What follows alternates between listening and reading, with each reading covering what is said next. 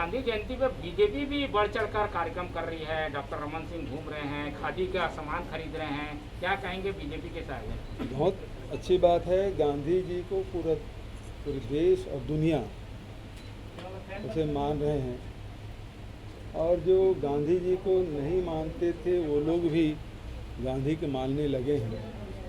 उससे अच्छी बात क्या है। लेकिन गांधी के विचार को आत्मसात करने की आवश्यकता है। मैंने तो विधानसभा में कहा भी था कि आप गांधी को अपना रहे हैं, बहुत अच्छी बात है, लेकिन गोडसे मुर्दाबाद तो बोलिए। जब मैंने कहा गोडसे मुर्दाबाद, तो उनकी जुबान से एक भी भाजपा विधायकों के मुंह से एक शब्द नहीं निकला। तो जो गांधी की हत्या किए हैं उसका आप मुर्दाबाद का नारा नहीं लगा सकते। तो फिर आप गांधी को मानते हैं तो ये आपकी व्यवस्था ही है, आप मन से नहीं मान रहे हैं गांधी को। तो कि जो सत्य के रास्ते में चलना है, अहिंसा के रास्ते में चलना है, प्रेम के रास्ते में चलना है, समानता भाईचारा के रास्ते में चलना है, तो गांधी का रास्ता ही है जो आपको इस रास्ते पे ले जाएगा।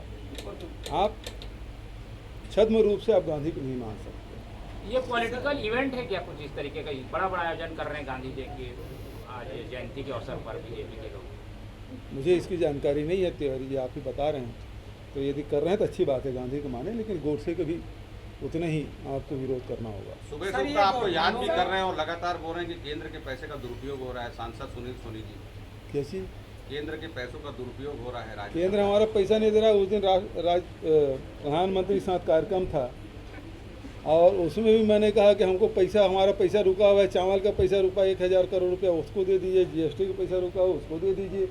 सेंट्रल हमारे जो एक्साइज के जो पैसा मिलता है वो रुका हुआ है, तो सेंट्रल पूल का हमारी जो पैसा है वो रुका हुआ, उसको हमको दे दीजिए। और लगातार हम बोल रहे हैं, फिर दुरुपयोग का सवाल ही नहीं उठता। नीति आयोग ने सुपोषण अभियान की सराहना की है। 32% की कमी आई है राज्य में जी, आज सुबह। ये बड़ी उपलब्धि है। देखिए, हमने गांधी जी के 150वीं जयंती के अवसर पर इसकी शुरुआत की थी। गांधी 2 दिन के विशेष सत्र आमंत्रित किया था। इसमें एक घोषणा ये भी थी कि हम पोषण लाएंगे छत्तीसगढ़ में।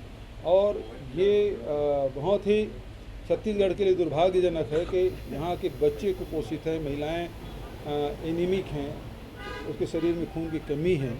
तो मजबूत छत्तीसगढ़ के, ताकतवर छत्तीसगढ़ की बात हम नहीं कर सकते। इसलिए ज़रूरी है कि हमारे बच्चे कुपोषण से बाहर आए, और इसके लिए हम लोगों ने गर्म भोजन देने की व्यवस्था की।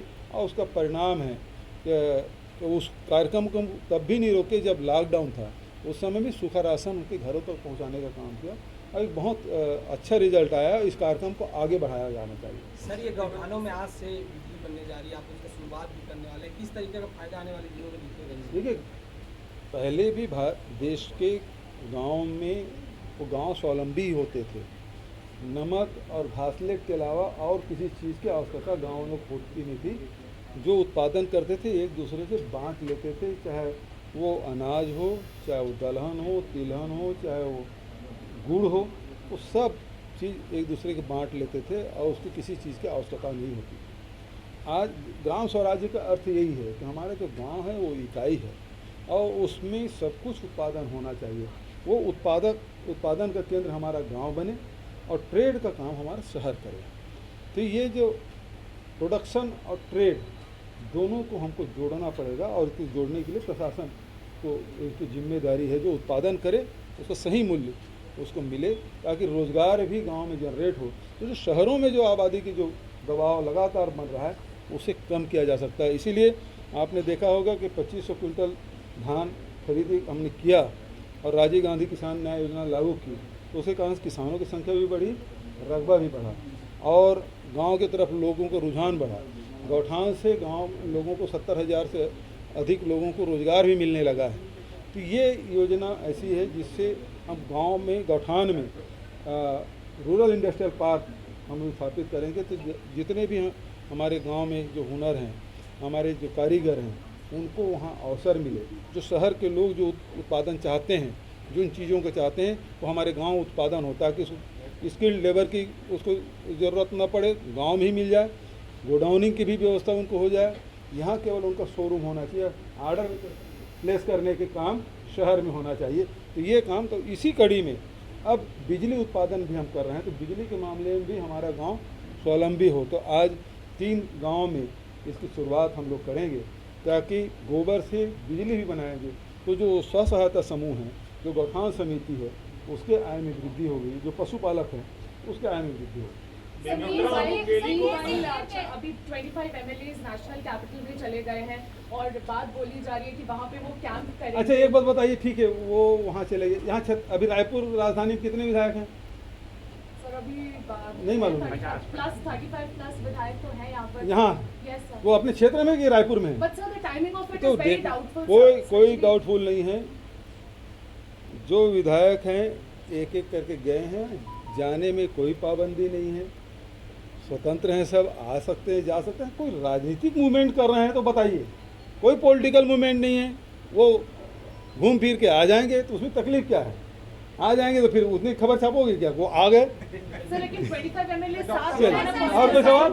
डॉक्टर रमन सिंह आपकी चिंता कर रहे हैं। देवी कह रहे हैं कि आला कमान ने फैसला ले लिया है, फैसले का इंतजार है हाँ। और विधायक भी दिल्ली जा रहे हैं। अब ये दोनों घटनाक्रम कैसे एक इत्तेफाक माना जाए? आप किस तरह से देखते हैं? आजकल इत्तेफाक बहुत होता है।